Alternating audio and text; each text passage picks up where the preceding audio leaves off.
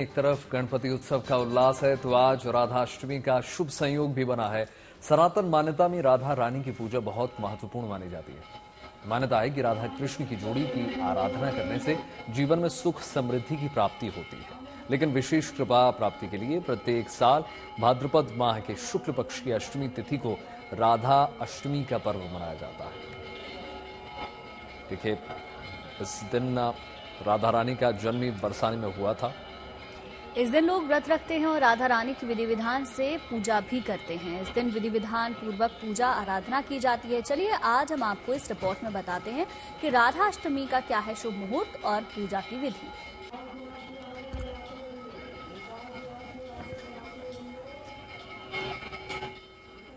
तो चलिए अब आपको सबसे पहले बरसाना लिए चलते हैं, जहां इस वक्त राधाष्टमी की रौनक देखते ही बन रही है। बरसाने में इस वक्त केवल और केवल भक्ति का अमृत बरस रहा है। बिल्कुल, देखिए, अब भगवान श्री कृष्ण की शक्ति कहीं जाने वाली राधा रानी ने सुबह 5 बजे अवतरण दिया। रात से गोस्वामी समाज मंदिरों में राधा रानी के जन्म उत्सव में मग्न नजर आया। इस शुभ अवसर पर बधाई और मंगल गीत गूंज रहे हैं। पूरी रात श्रद्धालुओं ने राधा रानी के भजन गाकर प्राकट्य उत्सव का इंतजार किया और सुबह 4 बजे मंगल बेला में चांदी की चौकी पर अष्टदल कमल में राधा रानी के श्री विग्रह को विराजमान किया गया, जिसके बाद उनका पंचामृत से अभिषेक हुआ। ये 3 तस्वीरें आपके टेलीविजन स्क्रीन पर, और ये तस्वीरें बरसाना में चारों ओर नजर आ रही भक्ति की कहानी जो है अपने आप में बयां कर रही है।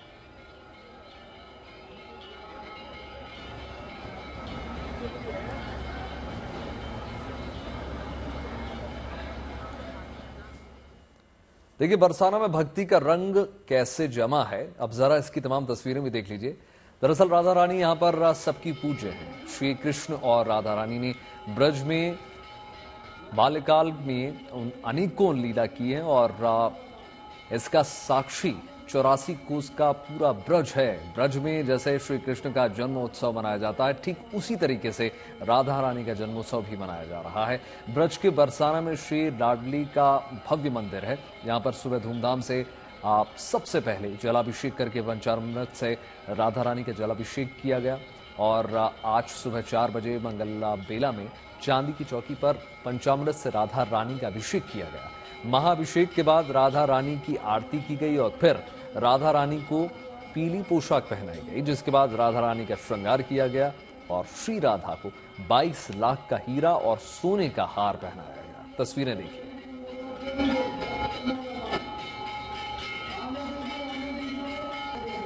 राधा रानी को दूध, दही, शहद, घी और शर्करा, इन 5 चीजों से स्नान कराया जा रहा है और राधा रानी का ये अभिषेक जो है बड़ा दिव्य और भव्य महाअभिषेक हो रहा है। और ये रजत कमल पुष्प पर राधा रानी विराजी हुई है और इसमें 1000 कमल के पुष्प लगाए गए हैं, जिस पर राधा रानी को विराजा गया है और राधा रानी का अभिषेक हो रहा है। जो मंदिर के सेवायत गोस्वामी हैं वो सभी लोग लगे हुए हैं, मंत्रोच्चार किया जा रहा है और राधा रानी जी का अभिषेक किया जा रहा है और जो इसकी भव्यता और दिव्यता है वो अपने आप में अनोखी है।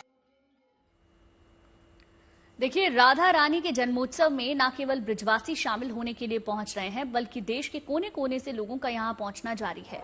रात 12 बजे से राधा रानी के दर्शन के लिए श्रद्धालुओं की भीड़ लगी हुई है। देखिए, मंदिर प्रांगण की तस्वीरें हम आपको दिखा रहे हैं, किस तरीके से राधा रानी के प्राकट्योत्सव में शामिल होने के लिए देश के कोने कोने से तमाम श्रद्धालु पहुंचे हुए हैं और ऐसे में तमाम व्यवस्था वहां पर बनाई जा रही है मंदिर प्रशासन की ओर से। और राधा रानी का जिस वक्त प्राकट्योत्सव हुआ, भक्तों का उत्साह देखते ही बन रहा था।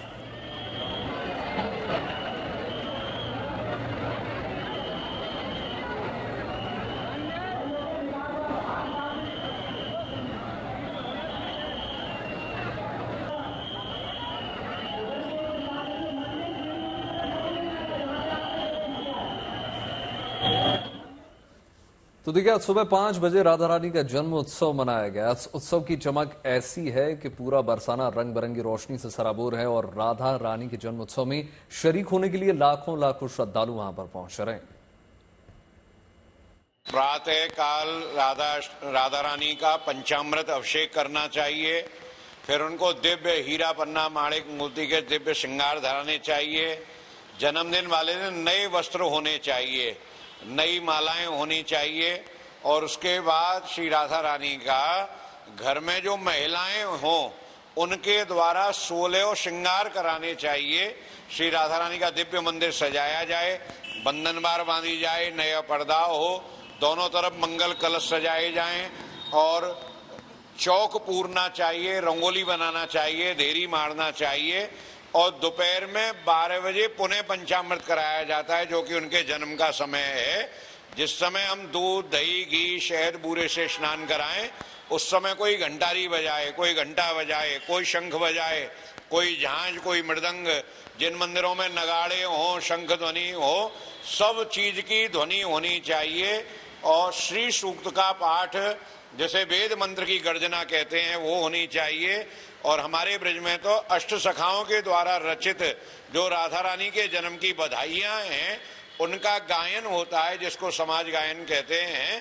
ढप, ढोल, मृदंग, झांझ, हारमोनियम, वीणा, मृदंग, बांसुरी, शहनाई और वायलिन, सारंगी, ये सब ले लेकर के लोग बैठते हैं और बड़े कई रागों में अलाप अलाप करके बधाई गाते हैं।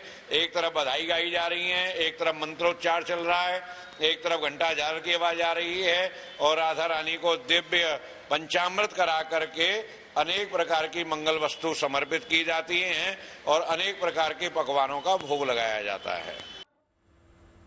और चलिए अब बात करेंगे गणपति महोत्सव की। मुंबई के सबसे मशहूर पंडाल लाल बागचा राजा के दरबार में खूब रौनक है। सबकी मुरादें पूरी करने वाले बप्पा के स्वरूप के दर्शन के लिए बड़ी तादाद में भक्त उमड़ रहे हैं। इनमें नेता, अभिनेता से लेकर क्रिकेट जगत के सितारे दोनों ने बाप्पा के चरण छूकर उनका आशीर्वाद लिया। इस दौरान जहां वरुण ने लाइट ब्लू शर्ट और जीन्स पहन रखी थी, वहीं इटली सफेद कुर्ते में नजर आई। अभिनेत्री सनी लियोन ने भी अपने पति डेनियल वेबर के साथ लाल बागचा राजा के दरबार में हाजिरी लगाई और बाप्पा का आशीर्वाद लिया। तो देखिए आज सुबह कैसी है लालबाग के राजा के दरबार की रौनक, इसकी तस्वीरें आपको अब दिखा देते हैं। रोज की तरह लालबाग के राजा के दरबार में सुबह से ही श्रद्धालुओं की भारी भीड़ है। ये देखिए तस्वीरें, बप्पा से मनोकामना मांगने के लिए लोग जो है भारी संख्या में वहां पर पहुंच रहे हैं। बप्पा के चरणों में हर कोई कुछ न कुछ दान कर रहा है। लालबागचा राजा, उनसे अगर आप मन्नत मांगते हैं तो आपकी मुरादें पूरी हो जाती हैं, लिहाजा उन तक का मन्नत लेकर रोज तमाम श्रद्धालु पहुंचते हैं। बप्पा के दरबार में ना कोई छोटा है ना कोई बड़ा। आज सुबह की तस्वीरें हैं और इन तस्वीरों में आप बप्पा के दरबार की रौनक साफ तौर पर देख सकते हैं। किस प्रकार से तमाम जो श्रद्धालु हैं वो एक एक करके अपनी बारी का इंतजार कर रहे हैं और जाहिर तौर पर कोशिश है कि बप्पा की एक झलक पालें, आशीर्वाद उनको कम से कम मिल जाए।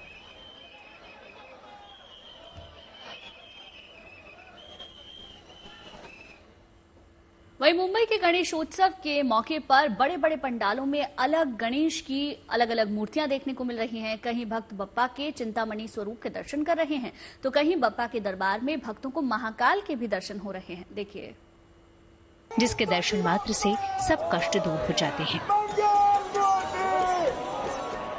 यहाँ पे खासियत मतलब हम लोग राजा का नाम नहीं देते, वो लोग बोलते हैं, लेकिन यहाँ चिंतामणि मतलब क्या, चिंता हरने वाला, सबका जो चिंता दूर करता है वो चिंतपुकली का चिंतामणि, ऐसे लोगों ने नाम दिया हुआ है और उससे भी प्रसिद्ध है वो। मंडल को 104 साल पूरे हुए, 105 साल में हम लोगों ने अभी पदार्पण किया हुआ है।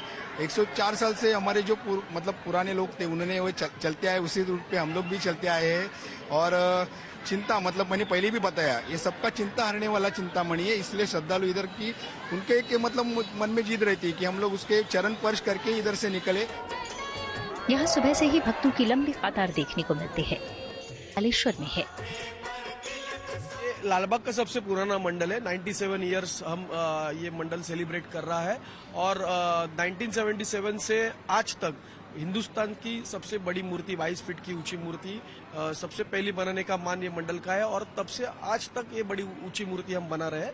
आप देखेंगे तो बड़ी बड़ी रिप्लिका यहाँ बनाई जाती है। पिछले साल छत्रपति शिवाजी महाराज के रायगढ़ का निर्माण यहाँ किया गया था, इस बार महाकाल मंदिर का निर्माण किया गया। यहाँ गणपति की आराधना के साथ साथ उज्जैन के महाकाल की आरती भी हर रोज होती है। हर रोज रात 8 बजे महाकाल की पालकी नगर भ्रमण के लिए निकलती है। इसमें बड़ी तादाद में लोग शामिल होते हैं। मुंबई से Dharmendra Dubey, good news today.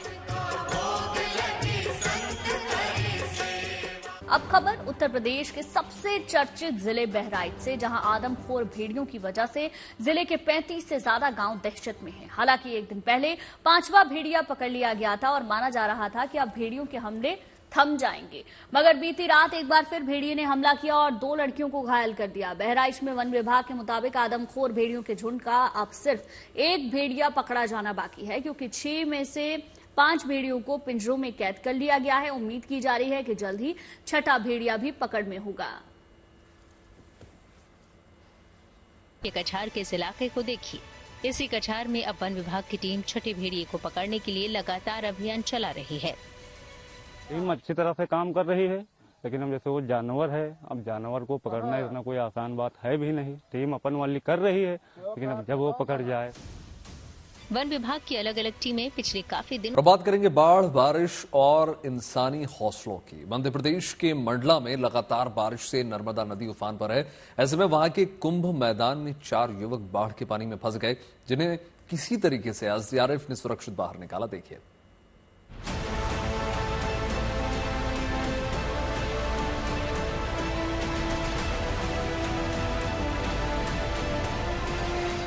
बाढ़ और बारिश में एहतियात जरूरी है, रिस्क नहीं लेना चाहिए। खासकर नदियों में या फिर नदियों के आसपास बेवजह जाने से तो बचना ही चाहिए। लेकिन इन चारों ने ये रिस्क ले लिया। तस्वीरें मध्य प्रदेश के मंडला की हैं, जहां 4 युवक नर्मदा नदी में आई बाढ़ की चपेट में आ गए हैं। इनके चारों तरफ पानी है और ये बीच टापू पर फंसे हैं। बेचैनी में चहलकदमी कर रहे हैं। समझ नहीं आ रहा कि इस टापू से बाहर कैसे निकलें, क्योंकि रास्ता पानी से होकर निकलेगा और पानी के तेज बहाव में पांव डालना खतरे से खाली नहीं। असल में ये चारों युवक जब घर से इस जगह के लिए निकले थे, तब यहाँ की तस्वीर ऐसी नहीं थी, क्योंकि वो यहाँ अक्सर आते थे। जो जगह अभी टापू की तरह दिख रही है, वो मंडला में नर्मदा नदी के पास कुंभ का मैदान है, जहाँ युवा पुलिस और सेना में भर्ती के लिए लंबी कूद, ऊंची कूद और दौड़ की प्रैक्टिस करने के लिए आते हैं। ये भी इसी मकसद से आए थे, लेकिन यहाँ अचानक नर्मदा का जलस्तर बढ़ने लगा और देखते ही देखते मैदान टापू बन गया। इसके चारों तरफ नर्मदा नदी का पानी फैल गया। इसका बहाव इतना तेज था कि पानी के बीच से रास्ता निकालना जानलेवा साबित हो सकता था। ऐसे में स्थानीय लोगों ने होमगार्ड को इसकी सूचना दी। बाद में एसडीआरएफ की टीम की मदद से इन्हें बाहर निकाला गया। कुछ जवान लोग, जैसे नौजवान जो हैं आजकल पुलिस की, फॉरेस्ट की, इसकी तैयारी करते हैं, जिसकी तैयारी के लिए यहाँ पर सुबह यहाँ पर अपना कुंभस्थल जो है अपने नर्मदा के बीच जो टापू बना हुआ है, जिसको कुंभस्थल में लोग अपनी तैयारी करते हैं, जिसमें लॉन्ग जंप, हाई जंप और दौड़ की प्रैक्टिस करते हैं। तो सुबह लोग 8 बजे आते हैं, लोग प्रैक्टिस करते हैं। अचानक अभी थोड़ी देर पहले यहाँ से सूचना प्राप्त हुई कि लोग बाढ़ के पानी फंस गए। सूचना मिलती है, हमारी टीम, एसडीआरएफ की team, platoon commander Hemraj Paraste के यहाँ पे रवाना किया है और यहाँ देखा कि जो टापू बना हुआ वो चारों तरफ से पानी से घिर गया। अचानक नर्मदा नदी का जल स्तर काफी बढ़ गया था, जिस कारण हमारी टीम द्वारा इन लोगों को बाढ़ से सुरक्षित इनको निकाला टापू पर से। ये जवान लोग प्रैक्टिस करने यहाँ पर आते हैं, परंतु ये इतना ध्यान नहीं रखते कि आने वाले समय में क्या हो जाए। पानी का स्तर, जल स्तर काफी नर्मदा का बढ़ा हुआ है। लोगों को यहाँ पर हम लोगों के द्वारा छोटे रिफ्टा से रोका भी जाता है, फिर भी कुछ लोग अनावश्यक रूप से आदेश का, निर्देश का पालन नहीं करते हैं।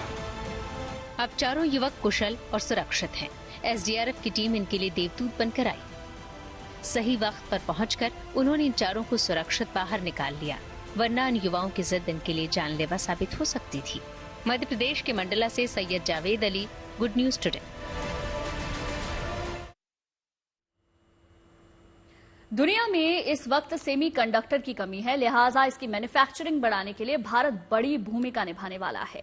दिल्ली के पास ग्रेटर नोएडा में आज से 13 सितंबर तक सेमीकॉन इंडिया 2024 का आयोजन किया जाएगा। जब से कुछ देर बाद प्रधानमंत्री मोदी सेमीकॉन इंडिया 2024 का उद्घाटन करेंगे। इस आयोजन में देश दुनिया की लीडिंग मैन्युफैक्चरिंग कंपनियां हिस्सा लेंगी। एक दिन पहले प्रधानमंत्री ने कई नामी कंपनियों के सीईओ के साथ इसी मुद्दे पर बैठक भी की थी। सेमीकंडक्टर को आप ऐसे समझ सकते हैं, आज के समय में हर चीज में इसका इस्तेमाल होता है। इलेक्ट्रॉनिक्स से लेकर तमाम क्षेत्रों में सेमीकंडक्टर का यूज होता है। ऐसे में वर्ल्ड लेवल पर भारत चीन को चुनौती दे रहा है।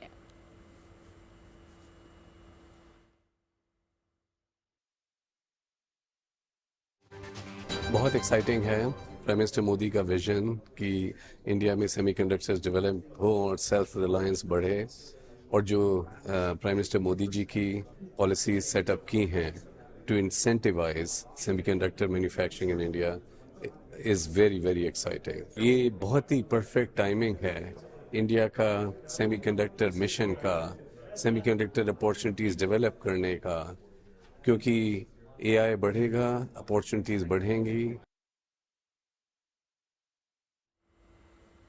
तो चलिए आपको बताते हैं कि भारत के लिए क्यों खास हो जाता है सेमिकॉन इंडिया। देखिए, ग्रेटर नोएडा में सेमिकॉन इंडिया का आयोजन किया जा रहा है।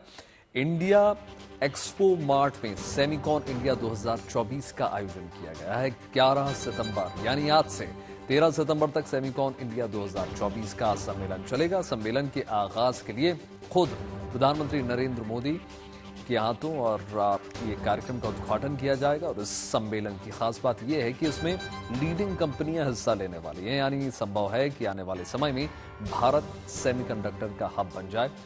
अब आपको बताते हैं कि आखिर सेमीकंडक्टर है क्या और क्यों ये दुनिया के लिए चर्चा का विषय बना हुआ है। देखिए, दरअसल सेमीकंडक्टर एक सिलिकॉन चिप होती है जो इलेक्ट्रॉनिक गैजेट के लिए सबसे अहम भूमिका निभाती है।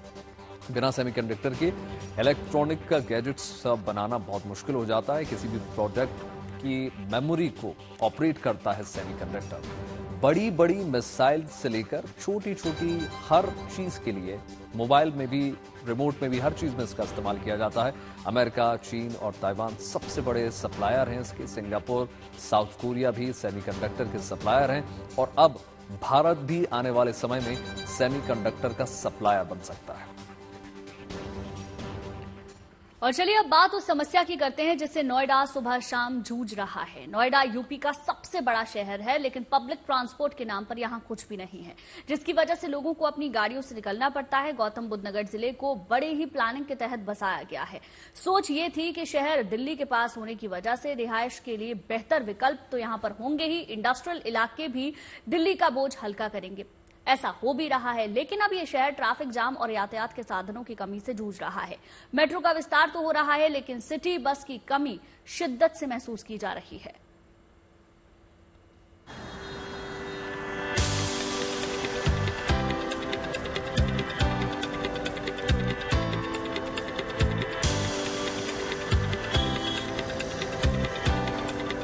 गौतम बुद्ध नगर यानी नोएडा और ग्रेटर नोएडा का मिला जुला स्वरूप। इसे यूपी की आर्थिक राजधानी भी कहते हैं। देखने से लगता है कि ये शहर काफी तेजी से प्रगति भी कर रहा है, आर्थिक रूप से काफी संपन्न होता जा रहा है। नोएडा और ग्रेटर नोएडा में आबादी भी तेजी से घनी होती जा रही है। इंफ्रास्ट्रक्चर का विकास भी तेजी से हो रहा है, यानी पूरे प्लान के साथ गौतम बुद्ध नगर को बसाया गया है और इसका विस्तार भी लगातार हो रहा है। लेकिन इस शहर में जो सबसे बड़ी कमी दिखाई देती है वो है पब्लिक ट्रांसपोर्ट की। नोएडा यूपी का पहला ऐसा शहर है जिसे प्लान सिटी कहते हैं। मतलब पूरी योजना के साथ इसको बसाया गया है कि कहाँ कितनी पॉपुलेशन होनी चाहिए, कहाँ कितने मकान होने चाहिए, वहाँ पर पहुँचने के लिए कितनी चौड़ी सड़क होनी चाहिए। और इसी प्लानिंग के तहत नोएडा में जो इस तरह के बस स्टैंड भी बनाए गए हैं वो भी बहुत सटीक प्लानिंग के साथ बनाए गए हैं। यूपी का गौतम बुद्ध नगर जनपद नोएडा, ग्रेटर नोएडा और ग्रेटर नोएडा वेस्ट से मिलकर बना है। यानी वर्तमान में कुल आबादी 23,76,000 से ज्यादा है। इतनी आबादी के बावजूद यहाँ पर सिटी बस का अभाव है। कुछ साल पहले तक सिटी बस चला करती थी, जिनकी संख्या भले ही बेहद कम थी, लेकिन कोरोना के बाद इन सिटी बस को पूरी तरह से बंद कर दिया गया और तर्क ये दिया गया कि ये घाटे का सौदा है। ऐसे में लोगों पर मुसीबत आन पड़ी, इसलिए लोग चाहते हैं कि ये सेवा फिर से शुरू की जाए। डेली ऑफिस जाने वाले हैं, कॉर्पोरेट पर्सन्स हैं, उनको बहुत दिक्कत होती है इस चीज़ से लिए। अगर इस तरीके के हमारे गवर्नमेंट के जो इनिशिएटिव्स हैं, अगर सिटी बस अगर टाइम से लोगों को मिले तो मुझे लगता है कि सारी समस्याएं सॉल्व हो सकती हैं। गौतम बुद्ध नगर में सुंदर सुंदर बस स्टॉप आपको देखने को मिल जाएंगे, लेकिन यहाँ पर बस नहीं मिलेगी और न ही यात्री, क्योंकि उन्हें पता है कि बस तो आनी नहीं है, फिर इंतजार किसका। इसलिए ये बस स्टॉप भी इश्तेहार और विज्ञापन का अड्डा बनते जा रहे हैं। नोएडा शहर के निवासी भी सिटी बस को लेकर लगातार नोएडा अथॉरिटी से अपील करते आ रहे हैं लेकिन अधिकारी कहते हैं कि ये घाटे का सौदा है, इसे कैसे किया जाए अभी इस पर प्लानिंग चल रही है। देखिए 10 साल पहले ये शहर भरा भी नहीं था, जितना ट्रैफिक आज आप यहाँ देख रहे हैं शायद आपको इक्का दुक्का गाड़ियाँ ही नजर आती हैं। लेकिन आज स्थिति ये है कि ये शहर पूरी तरीके से भर चुका है, लोग यहाँ पे आ चुके हैं और लोग यहाँ पे लगातार शिफ्ट हो रहे हैं। परी चौक, अल्फा चौक, P3, यहाँ पे आप सुबह शाम आपको जाम मिलेगा, जिसको प्रॉपर जाम कहते हैं। उस स्थिति में मैं समझता हूँ कि अब अथॉरिटी को कोई भी नुकसान नहीं होगा और शहर की तरफ से हमारा ये कहना है कि अगर नुकसान भी हो तो अथॉरिटी को बस जब तक सुविधा नहीं मिलेगी, लोग अपनी गाड़ियों को, अपने स्कूटर को, अपने मोटरसाइकिल को छोड़ के सार्वजनिक परिवहन की तरफ वो शिफ्ट नहीं करेंगे। ग्रेटर नोएडा में बहुत सारे कॉलेज, यूनिवर्सिटी भी हैं, लेकिन इस पूरे इलाके में सिटी बस की कमी शिद्दत से महसूस की जाती है। यहाँ पढ़ने के लिए आने वाले स्टूडेंट्स वेंडर की शटल सर्विस या ऑटो वालों पर ही निर्भर हैं, जो काफी ज्यादा महंगा होता है। यहाँ पे अगर बस की सर्विस हो या कुछ भी हो, या फिर अगर हमारी बस छूट जाए तो ऑटो वाले हमसे बस 100 रुपए, उसके नीचे तो जाते ही नहीं। जब सिटी बस होगी तो इजीली हो पाएगा, नहीं तो फिर हमें रैपिडो वगैरह या ऑटो करना पड़ता है, जिससे कि वो अपने चार्जेस ज्यादा मांगते हैं। नोएडा, ग्रेटर नोएडा एक इंडस्ट्रियल एरिया भी है। यहाँ पर दूसरे शहर से भी लोग मजदूरी और नौकरी करने आते हैं, लेकिन ट्रांसपोर्टेशन के हालात ऐसे हैं कि महीने का 10,000 कमाने वाला भी ऑटो के किराए का दंश झेलने के लिए मजबूर है। यहाँ के स्थानीय लोगों का मानना है कि जब तक नोएडा, ग्रेटर नोएडा में पब्लिक ट्रांसपोर्ट नहीं आएगा, लोगों को ट्रैफिक वाले जाम से छुटकारा नहीं मिलेगा, क्योंकि आने वाले वक्त में इस इलाके में आबादी भी बढ़ेगी और आवाजाही भी। पब्लिक ट्रांसपोर्ट सबसे पहली जरूरत है इस एरिया के लिए। अगर यहाँ पर पब्लिक ट्रांसपोर्ट हो तो उसमें काफी सुविधा मिल सकती है और किराया भी कम लगेगा।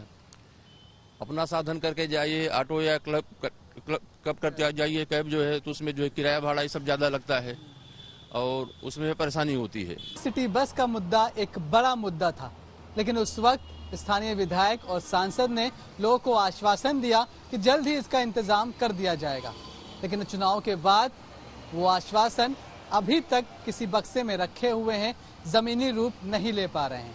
उम्मीद है इस रिपोर्ट के बाद सरकार और नोएडा अथॉरिटी लोगों की इस जरूरत को समझेगी और जल्द ही इस शहर में सिटी बस की सुविधा को शुरू किया जाएगा। कैमरामैन शैलेंद्र के साथ Manish Chaurasia, good news today, Noida. बात कुछ और खबरों की हो जाए, बात अमेरिका में होने वाले राष्ट्रपति चुनाव की हम करेंगे। आज पूर्व राष्ट्रपति डोनाल्ड ट्रंप और मौजूदा उपराष्ट्रपति कमला हैरिस के बीच प्रेसिडेंशियल डिबेट हुई। इस डिबेट पर केवल अमेरिका के लोगों की ही नहीं बल्कि दुनिया के तमाम बड़े देशों की नजरें रहीं।